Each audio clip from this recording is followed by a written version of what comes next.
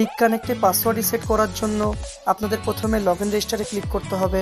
Login রেজিস্টারে click করার পর ডান দিকে ফরগট পাসওয়ার্ড বলে একটি অপশন আসবে, ওই ফরগট পাসওয়ার্ড অপশনে ক্লিক করতে হবে। ক্লিক করার পর আপনাদের যদি জিমেল দিয়ে রেজিস্ট্রেশন করা থাকে তাহলে ভেরিফাই বাই মেল করতে হবে, যদি ফোন নাম্বার দিয়ে রেজিস্ট্রেশন করা থাকে তাহলে ভেরিফাই বাই ফোন নাম্বার করতে হবে। ক্লিক করার পর আপনাদের ওখানে সেই জিমেলটি বসাতে হবে। জিমেল বসানোর পরে ওকে করতে হবে। ওকে করার পরে ডান দিকে একটা ক্যাপচা দেবে, সেই ক্যাপচা দেখে ওখানে বসাতে হবে। ক্যাপচা দেখে বসানোর পরে আপনাদের মেইলে একটা 4 সংখ্যার ওটিপি ঢুকবে। 4 সংখ্যার ওটিপিটা ওখান থেকে দেখে নিয়ে আপনাদের বসাতে হবে।